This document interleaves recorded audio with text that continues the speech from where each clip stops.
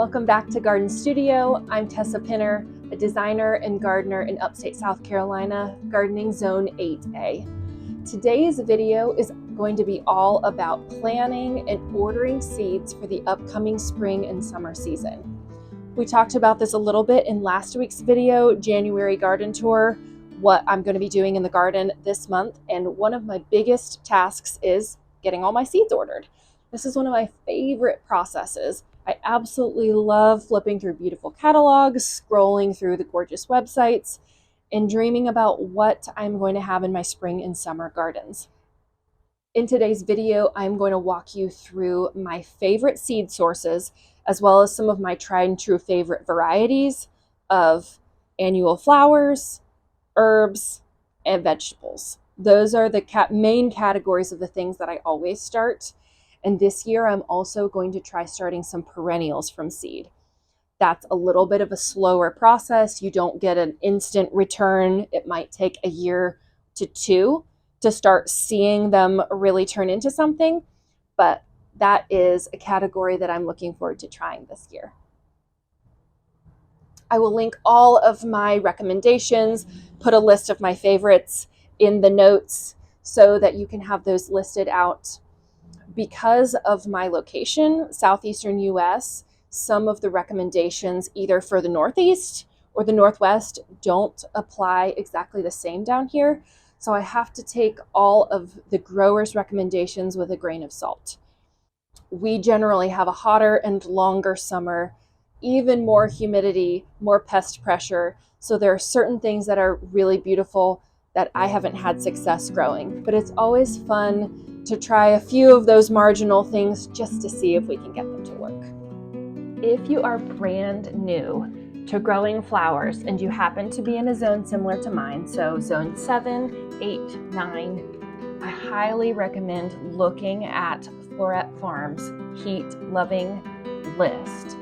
When I was first starting out, this is the list I still referenced it when I was putting together the list of what I wanted to order this year. And a lot of what you'll see in my shopping cart in a minute are varieties that are on this list. So I will put a link to this in the episode notes. It's a great place to start. Now, it is worth noting that Floret is not selling seeds other than their own farm-grown varieties, which will be available, I believe, later this year or next year. But they do have a seed source list that I'll link as well. And the places that I'm ordering from are on this list as well as many others. In last week's video, I gave a brief tour of the areas that I do most of my gardening in. One is a kitchen garden with raised beds. That's where I'll do all of the vegetables, the herbs, and a few annual flowers. And then I have a cutting garden. And I like to take the British style of planting pockets and apply that to my cutting garden. It means I have mostly perennials in the bed, and then there will be little spots where I clear or leave clear, and I plant annuals in those so that there's something just blooming its head off all summer. It's a great way to have interest and not have to do too much seasonal cycling in the garden, but there's always a wow factor with the annual flowers. I am going to start by showing you a list of all of the items that I'm ordering. Because I'm ordering from different places, I thought maybe seeing the list all in one place would be the most helpful way to offer an overview. So I'm going to talk through these fairly quickly and then show you a screen capture of my carts. I want to be very careful not to take images without permission, so I think the easiest way to show you what I'm exactly ordering would just be to go into the cart.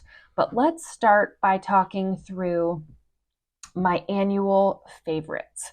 These are things I've grown before. I know they're guaranteed, and I'm not worried that they're not going to do well. I have other categories that I'm less sure about. But the annual favorites, starting with sweet pea, that's really the only one that's early.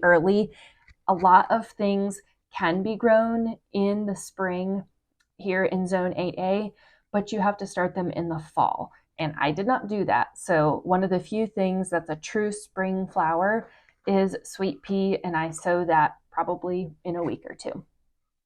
The others on this list are all heat-loving flowers. These are all things I know are going to work really well. The next category is experiments. For the perennial category, a lot of these I have grown, just not from seed. We'll see how that goes. I do grow some of the same things every year. Some of the best advice I ever heard about specifically a kitchen garden is grow what you will eat. So I take that to heart, and there are certain things I don't love, like eggplant. I still just don't love eggplant, so I don't grow it. We love tomatoes, we love cucumbers, we love peppers. My kids love ground cherries. They are such a hit with the little people, especially at a raised bed. So a couple of feet off the ground, and then there's a plant, and it has these little lantern, Chinese lantern-like fruits that fall when they get ripe, and they have little packets the kids can open. And my 2-year-old last year, he was 2, he ate almost every single one. I think I got about 3 all summer. So those are a huge hit with the kids, and I now grow a section of them every year. So I have this broken up by winter and early spring. The items in the winter and early spring list are all things that I direct sow. I don't do anything in containers under lights at all for this. It's extremely easy. The snow peas, sugar snap, English peas, those will all be sown fairly soon if they haven't been already. I actually sowed some in the fall just to try it, and they're coming up now. Radish I already have in the garden, lettuces, arugula, kale, chard, mustard. Those are things that can go all winter with a little protection. I was pretty late in sowing things, but I've got a lot of seedlings now of those winter greens. Cool season herbs, I have found a lot more success growing dill, cilantro, and parsley, either in partial shade or in the cool season down here. Those things don't love direct sun at 90 degrees in the middle of the summer. The second category for summer seeds are all items that I start indoors in seed trays under lights. Most of these plants get fairly big, and I only have room for a few of them in my raised beds. So I plant out individual seedlings so I know just exactly how many I'm going to end up with. The only exception to this is basil, which I direct sow in certain little spots in several waves throughout the summer, so I always have a fresh supply. Okay, the next thing we will go do is take a look into what is in my cart. My first cart is Three Porch Farm. Three Porch Farm is based in Georgia, and they are known for their regenerative and carbon neutral practices. I love supporting them. I'm excited about all of the things that I'm able to get so close to home. I have zinnias of several kinds. The Queen Mix is a classic. The Bennery series is a classic. Oklahomas as well. So these 3 I know are going to be great. I've grown them all before. I'm getting my sweet peas here. It's also a mix. I don't grow so many that I get very specific with varieties, so I'm just going to sow a mix and have quite a few different colors and enjoy them all. Same with these marigolds. I love to put these in my kitchen garden. They help to keep pests away, and it's a great addition to bring in pollinators to the garden. Cosmos, this is a really unusual, fun variety. Rubenza, I love this variety of Celosia. Flamingo feather I've grown before. Sometimes it self-seeds, which I love. It is great in arrangements and lasts forever. This Rudbeckia, I have not grown this variety or the Jewels of Opar, but I'm excited to try both of those this year. Hyacinth Vine, I like to grow on an arch over a gate going into our courtyard garden. The Foxglove Apricot Beauty variety is a new one for me. I grow Foxglove every year, and they self-seed in my garden, but I don't have apricot, and I'm looking forward to that. Formosa Lily is new to me. It is huge, so I'm going to have to be careful where I put that.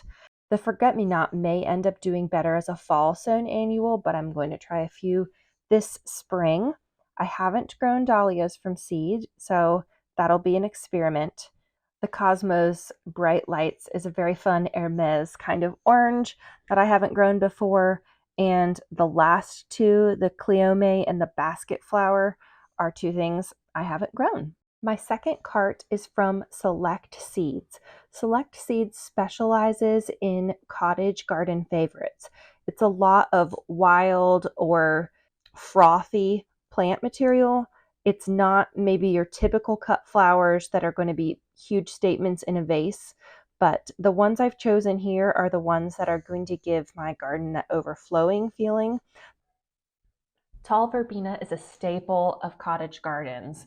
I have grown it from small plants, again, never from seed. The two varieties of Foxglove are new to me. The foliage on the silver fox one looks like it will be a really interesting contrast to everything else that's more of a true green. And the Dalmatian peach is a special variety that is supposed to flower the first year. Salvia I have grown before, but not from seed. The Angelica, the Heliotrope, those two are new to me. And tobacco, I have grown only the white variety, not this Select Watercolors, which looks like a really fun gradient mix. My third cart is from Johnny's Select Seeds. Johnny's is an excellent place to find a huge range of things. I have a couple of interesting things in here that I could not find anywhere else. A really odd variety of Celosia, a annual Euphorbia that will be great as filler. The white texture of the foliage will look like flowers even when it isn't flowers. Yarrow I've grown but not from seed. And this red okra was so beautiful in my raised beds in the kitchen garden last year that I decided I wanted it out in the cutting garden. I actually didn't love the way the okra tasted. It wasn't quite as tender as the plain green variety. So not necessarily my favorite to eat, but it is beautiful. Statice I have never grown. That will be an experiment. And Strawflower I have grown, but it's been a couple of years. So I'm looking forward to cycling that one back in. My final cart is from a company called High Mowing Organic Seeds. They are based in Vermont and known for growing very high quality organic seeds. The pea and bean varieties are all new to me. Mostly I wanted one of each type. I wanted an early sweet snow pea. I wanted a pole bean. I wanted an English style shelling pea. So I have one of each of those to satisfy the functions that I'm hoping to fill. With the peppers, we don't eat a lot of spicy peppers. Carmen is a really good red sweet pepper. I have yet to find a better one. The Cubo orange sweet pepper is supposed to be great as well, so I'm looking forward to trying that one. Cherry bell radish is one I have not tried, but it is supposed to stay firm even if it gets a little bigger. And I tend to forget radishes in the garden sometimes and then pull them out when they're quite large. I have done this with French breakfast radish and it gets sort of mushy on the inside and it's not as great. The ground cherry, of course, I've talked about already. A beautiful purple tomato. The Supernova cherry is a really great variety. It's very pretty and prolific. And finally, Genovese basil, of course. Can't go without basil. I will use a good portion of this packet throughout the summer. One of the best things about starting your own seeds is that you can choose from all of the interesting varieties, whether it's specialty cut flowers, heirloom vegetables, unusual herbs. You have access to anything you can dream of and the ability to start it yourself. My own personal seed starting setup is not complicated. Next month, when it's time to start the first seeds indoors, I will take you through what equipment I have, what I've found to be most helpful, things you may or may not need, but it doesn't have to be expensive or complicated just to get started with a few seeds. I hope this was a helpful look behind the scenes at how I'm planning my spring and summer cottage garden. If you enjoyed this video, please like and subscribe below.